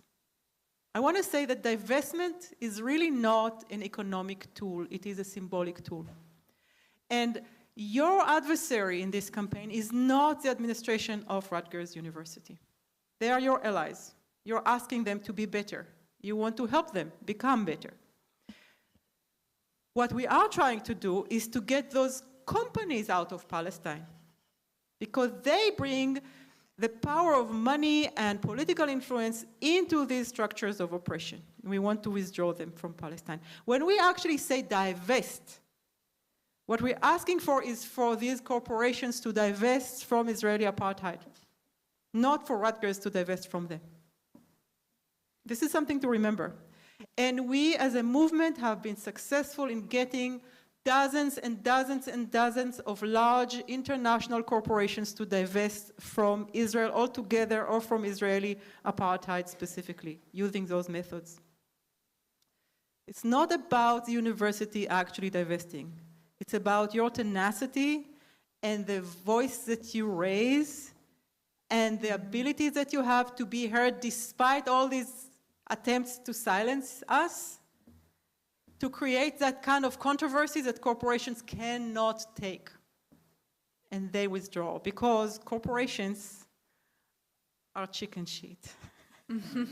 Because they care only about money, nothing else. So this is our job, to create a risk. They are very risk averse. They hear that there might be some future potential risk to their bottom line, and they run away. And that's what we want them to do. And they keep doing that. So this is why we keep succeeding in those divestment campaigns. Because all we need to do is to stay there. Just keep at it. Thank you for that. That's like a new phrase I think we can use. Corporations are chicken shit. This is for anyone who would like to answer, who has input. How do we talk about divestment with our friends on campus and beyond? How can we as students change minds, especially the minds of Zionists? Do you care how your money is being spent? Do you care, sorry for jumping in, but like this is as simple as that, a message of, does it matter to you what your day-to-day affects other people around the world? You know what I mean? That's just the start of the conversation. Anyone else? You don't have to, but if you want to. I can add. I think this is a time, I think, in this country, not just, for the Palestine movement. Just like the Republicans have their vision for a new financial system that's absolutely is unlawful for it to even take any kind of other considerations but the bottom line, it's time for a vision for progressives in this country for a new financial system that centers people and not profits. And that's something that I think should appeal to most people on campus, saying the university has billions of dollars in investment. They should be invested in us. This is not even about Palestine. They should be invested in us, in our communities, in our well-being, and not in Wall Street altogether. And if it is in Wall Street, it should be in companies in Wall Street that promote our well-being. And divest from all the companies that create harm in the world. Yes, from human rights violators and from war profiteers. Yes, all of them. It's not about divestment, it's about investment in us. We deserve the fruits of our public funds. So going off of that, Dove, this question was for you. What is the role and importance of labor unions and labor militancy? And David, if you would like to also jump in on this in regards to divestment organizing on the corporate level. Go ahead. Well, in the past, with the anti-apartheid movement, South African apartheid, the labor movement has been central to anti-apartheid. And we're building an anti-apartheid movement in this country today. And I think the labor movement around Palestine is far behind, and it's hard to get them on board. We see the beginning of some great initiatives, usually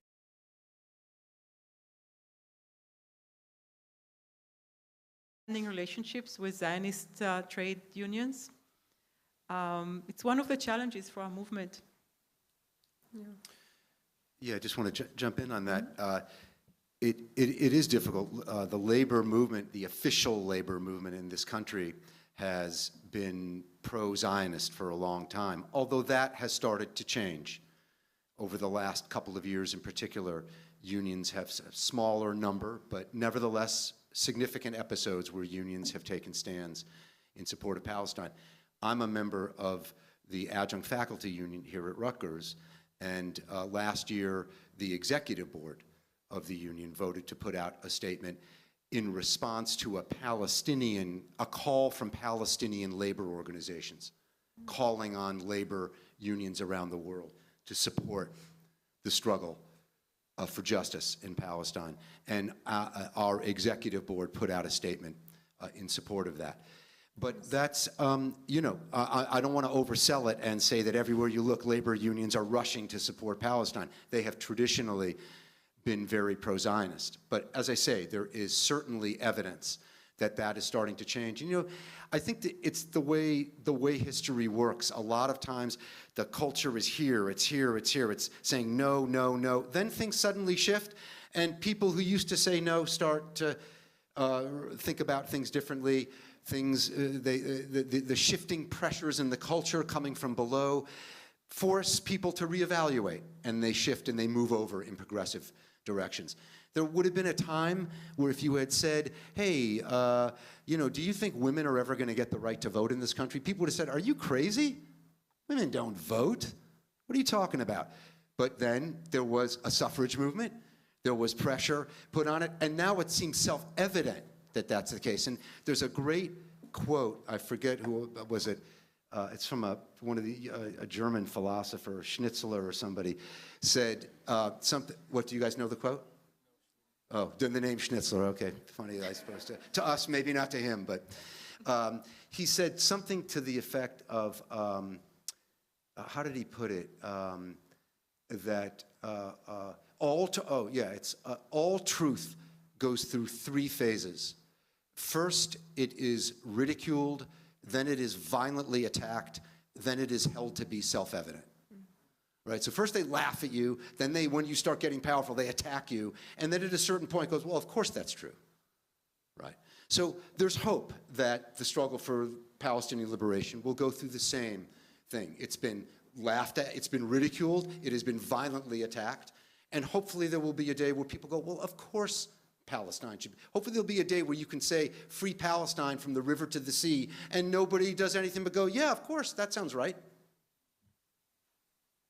I'll just say very briefly that within the labor movement, there are the workers, right?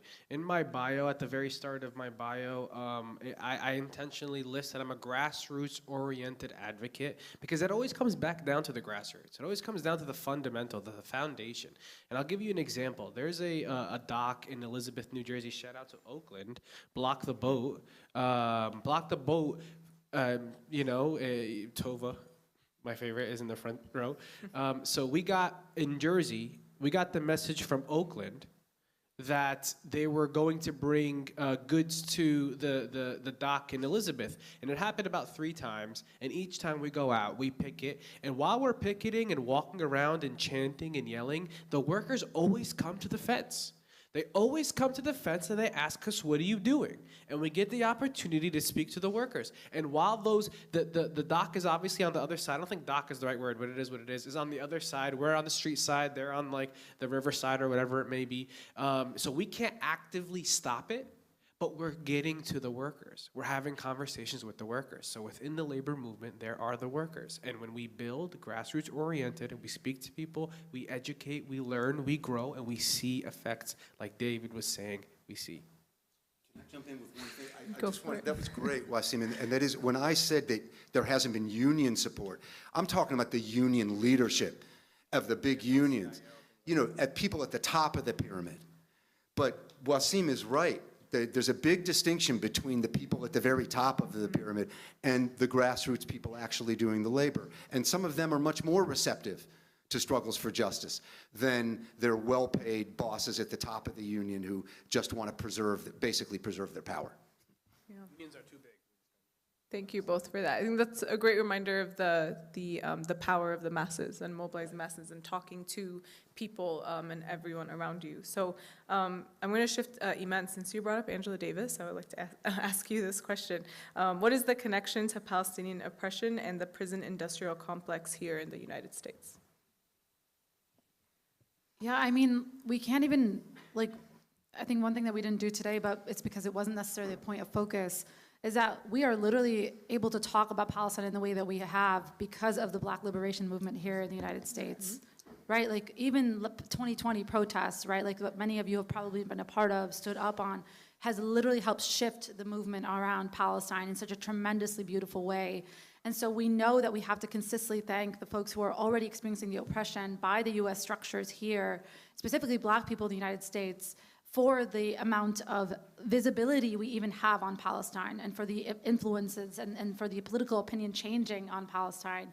And so for me, it's a lot about, I cannot even talk about the Palestinian prisoners without talking about the number of political prisoners, number of prisoners here overall held in U.S. prison industrial complex, and they just go hand in hand. Like it would be such a missed opportunity. It wouldn't be right. And for me, as someone who philosophically believes this is a shared struggle, I just cannot even center the oppression of Palestinians without centering the oppression of folks who are white within me, who are standing alongside me, who are consistently around us and facing the police violence, the state-sanctioned violence, the mass incarceration, as we've spoken of a few times now today.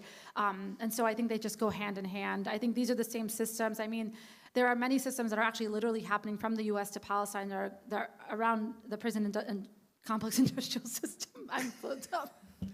We just don't like it. Let's not talk about it. We just don't like it. But I think that if some of you may have never heard of this, but there's the Deadly Exchange Program that's actually, that exists outside of Israel, that actually sends police programs and surveillance technologies and basically new techniques for folks to use here, specifically other police agencies to use here in the US on Black and brown communities. And we've seen that time and time again, and we're consistently, actually there's a Deadly Exchange Program to try and end the programs themselves from actually being able to fully flush themselves out here, as we are working towards also bringing attention to the ending, to defunding the police here, right? I think it's actually really great that we've been talking about divestment, because I think I've actually thought a lot about defunding the police as we've been thinking about the invest-divest structure as well, and thinking about what do we actually want to invest our money in? Where do we want to take this society? Where do we really want to go? And I think ending all prison systems is part of that, decolonizing my mind and thinking about what's ahead for us. Yeah, thank you, Iman, for that. Can I jump in with one just quick point? Of course. To this notion of Black and Palestinian solidarity, the first spaces that were really overtly supportive of the Palestinian liberation struggle were in the 1960s in the Black Power movement. Mm-hmm. That was, so, there has historically been that connection. And I think that's a great point, that we can't talk about Palestinian liberation without talking about Black liberation. And in fact, during the Ferguson uprisings, there were messages being sent from Palestine, to the rebellions in Ferguson, noting that connection, and vice versa. So, Thank you for bringing that up. Yeah, I just wanted to add, I think there was a question around like, how do we talk about it with our friends? And I think that Palestine itself is not necessarily, I don't like to use the word complicated because I don't actually think it's complicated to understand. I don't think there's anything complicated about apartheid. I think it's pretty straightforward. We don't have to dilute it. We don't have to talk about it in a different way.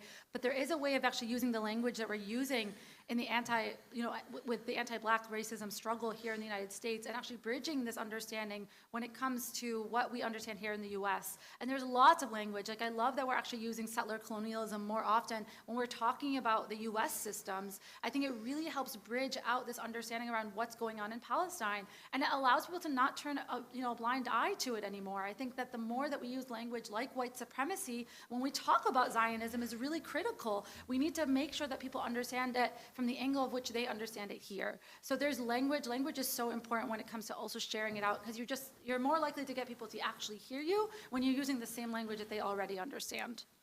Yeah, I want to say, and you all answered beautifully in the short time that we have, but this on its own, right, this question on its own is usually like an hour and a half, 2-hour workshop. So I really want to encourage you all also to do more research. So many of our orgs, AMP, U.S. Campaign for Palestinian Rights, the nonprofit I work at, we all on our website have a lot of great tools and classes and ways, or even offering individual workshops to keep these conversations going. So I loved seeing that question, and I'm happy that these are the conversations that are generating in your minds.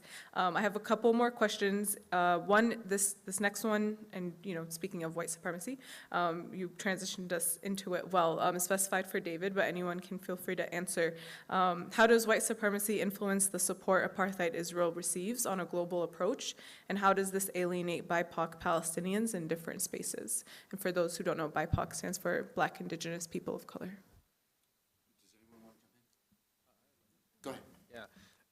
So Israel is a European outpost in the Middle East. Israel is a white supremacist effort in its inception, itself, the whole thing.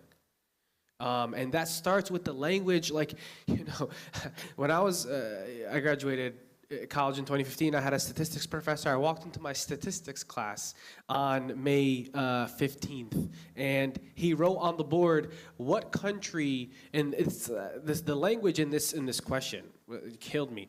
What country is roughly the size of New Jersey, leads the world in medicine, technology, and another field of innovation, but is surrounded by neighbors hell-bent on destroying it? And it's like, just the way that it's framed is like, it's the other, right? Vilifying and making people the other, making them the boogeyman, and that's centered around what is good and pure white and what is not, right? And who is for justice and democracy, and who shares these values that the United States has of justice and democracy. So Israel in its entirety is a European outpost in the Middle East. It's a strategic military ally to the United States. It's a strategic partner to the United States in many ways. We don't belong in this land, right? White people don't belong in this land. We're not from here. I'm sorry. That's just the truth. We're not from here. I'm not from here. Right, and I contribute by existing to the settler colonial project of the United States, but I try to be conscious of it and try to do my part. You know what I mean? That's another conversation we can have what that looks like. But Israel itself is a representation of white supremacy, and that's my answer. Yeah, just to build on that, I think there is, it's interesting, there are white supremacists who are virulently anti-Semitic. They don't like Jewish people, but they love Israel. And you sort of say, well, how could that be? Because they see in Israel a reflection of their own aspirations for a supremacist state. They look at Israel and go, that's what we want here. Except we just want they want to be able to openly declare a white supremacist state. In this country, and they see in the Zionist project a reflection of their own desires. In 2018, the nationality, is it the nationality bill? What's it called? The nation-state law was passed in Israel, which explicitly says that Israel's not a state of all its citizens; it's a state of only one group, the Jewish citizens. It literally says that. And by the way, again, the fact that Israel's a quote, Jewish state is really incidental. It could be a state of anybody who is bent on settler colonialism. Or as a Palestinian friend of mine said, a neighbor of mine in South Orange said, look, we don't care who's oppressing us. It's the oppression that we don't want. Yeah. She said, you could be Jewish or Christian or Muslim, you could be from another planet, and it wouldn't matter. It doesn't matter where you're from in doing the oppression. What matters is, how are you oppressing people, right? So, but just to loop back to that, Trump, himself a white supremacist, he brags about his support for Israel. Right? And many other white supremacists, not Steve Bannon. Well, Steve Bannon is another one. Steve Bannon, another arch white supremacist. He was invited to the Zionist Organization of America, their annual gala in 2016 or 2017. And he was honored there. And he spoke at the Zionist Organization of America, even though he is or not even though, you know. He is a white supremacist, and he was welcomed there. So there's always been that connection. I'll say it's incumbent upon us to educate ourselves and learn about the struggle of Africans in Israel. It's the struggle of people of color in Israel. Look into that, because that plays into it, and it's bad. I agree with all of my colleagues here. I want to add a point which I think Americans sometimes find really confusing. Because race in this country is so much associated with certain bodily features, which is nonsense because, of course, it's a social construction. And they are different in the Middle East. So they go and they visit and they say, but everybody looks the same. Or some Israelis, I think more than half of Israeli Jewish population are people of color. They are not Jews that are originated in Europe, but in the Middle East and Africa. And many Palestinians are very fair-skinned and blue-eyed, and you know. So when Americans look around, they're saying, where are the white people, where are the black people? I don't understand. And this is where it comes to play, and I think that's true in all countries of the world, not just in Israel, Palestine, that race is racialized differently in different places. Yeah. Yeah. Palestinians are racialized in Palestine, racialized as people of color. While just being Jewish gives you a privilege, which is a racial privilege. Now, how do we tell people apart? We tell people apart, don't worry. There are many ways before you even ask them to show the ID. For example, when you drive into the Israeli airport, the main airport, Ben Gurion Airport, the first line of defense, there's a lot of security in the airport. The first line of defense is there is a security officer with a machine gun that leans into your window, your car window, and says, hi, how are you doing? And you have to answer. They won't let you through if you don't answer. They listen to your accent. Mm-hmm. And that's like turn right, turn left, based on the accent. And if I try to mumble so they won't hear my very perfect white accent, they will not let me through. They will insist on hearing my accent. So people are racialized differently in different places, and that's confusing. But it doesn't mean that racism doesn't work the same way. And in fact, one of the most overtly racist parties in Israeli history is now the second largest party in the Israeli parliament after the recent elections. And they're going to be part of the coalition and be ministers and so on. And when I say overtly racist, I mean these are people who overtly call for getting rid of Israeli Palestinian citizens, who associate, who are against mixed marriages, cogeneration, how do you call it in English? There is a name for it. Mixed marriages between Jews and non-Jews, who are in favor of taking away people's rights officially and overtly. And they are the second largest party. While as the one party in Israeli politics that actually has on its platform that Israel should be a state of all of its citizens. That simple statement, Israel should be a state of all its citizens. Didn't get in. Didn't get in the last election, my party, by the way. That's a very important note for us to mention and to name, so thank you for that. Right? Races, people are racialized different ways in different spaces, but it works in the same way to oppress people. Yeah, so I do have, there was one more question from the audience, and read this, Iman, if I can have you kind of close us with this, no pressure, but I just love your answers on these specific questions. If you can close us with this, do you have anything further to say about why the university is framing DEI, so diversity, equity, and inclusion, as the basis on which they are stifling Palestinian voices? And maybe ways to work against that. Why they're using DEI to stifle the conversation? Or maybe instead of why, how we can kind of approach that. Or if anyone else would like to answer too. I would say that a way is ultimately to like turn the table against our movement. You know, when you, I think fundamentally adopting the IHRA definition of anti-Semitism, right? Any criticism of Israel is anti-Semitism. So any advocacy for Palestine becomes hate speech. And it's against diversity, inclusion, and I'm sorry, what did you say for again? Equity and inclusion, thank you, DEI. Diversity, equity, and inclusion principles, right? So they use those concepts, radical, things that are supposed to be like radical concepts, things that are supposed to be welcoming and, you know, and opening, widening the net to stifle speech on Palestine or stifle speech on any other issue that they want to say, but it's hate speech. Why? Because they don't like the premise, I guess. Yeah, I think that one thing that we do need to do a little bit better, and this is, I speak to other fellow Palestinians, but I think one thing that we consistently do is we remove our own oppression despite the fact that we're working towards our own liberation.